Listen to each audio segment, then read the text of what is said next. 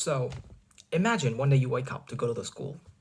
Keep in mind your school is pretty far from your home, and in order to go to the school you have to do like lots of preparation. You have to get ready, you have to get cleaned up, you have to have breakfast, lots of things. So you start your journey to the school, and after going like two-thirds of the way you realize, oh my god, it's a holiday, there is no school today. Now at this point you have two options. You can go home, and or you can go to the school. What are you going to choose? Well, most of you are going to say, well, the second option is just straight stupid. No one's going to choose that because going to the school, there's like no benefit. But here's the thing, that's right. Even though that's right, most of us make mistakes like that or take wrong decisions like that all the time. All the time.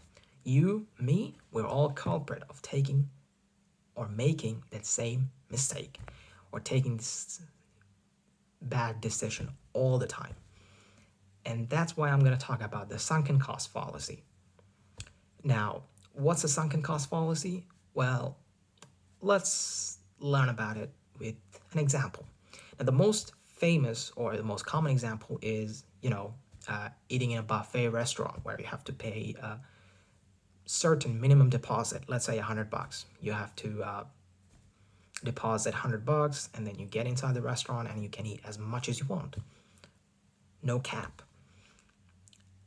Now, imagine you do that and you get inside the restaurant, you start eating, and after eating like $30 worth of food, you realize you can't eat anymore. Your stomach can't take anymore. So what are you gonna do? Well, you tell yourself, well, no, I spent $100. I better get that $100 worth inside my body. So you keep eating.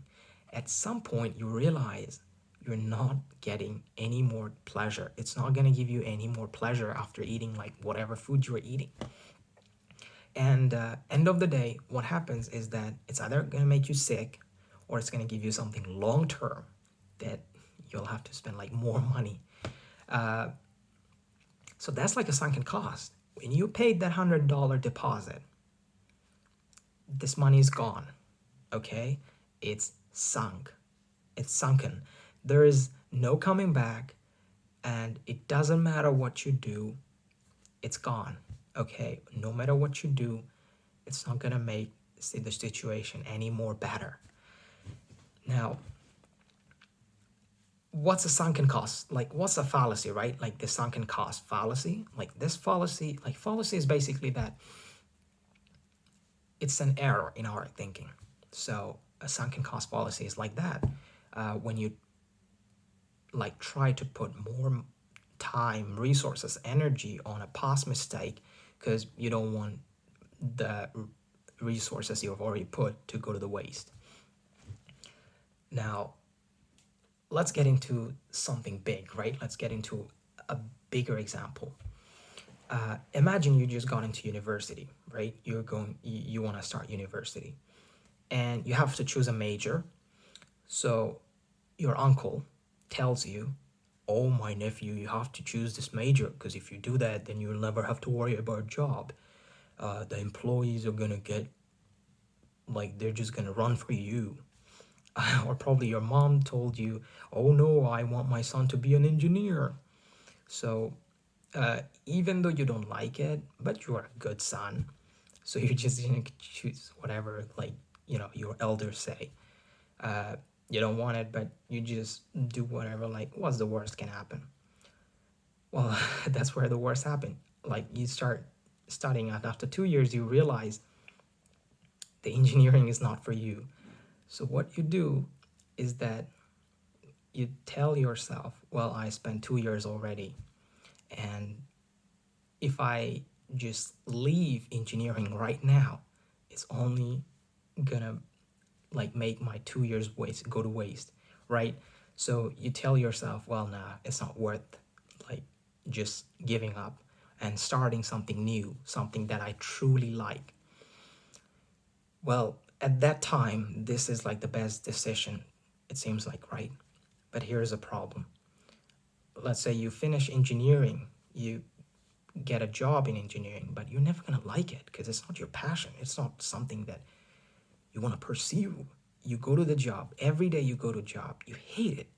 And like, think about it. At the end of the day, that's all you can do.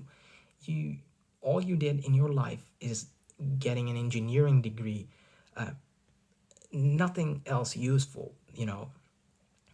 Like some places don't even hire people without having a degree.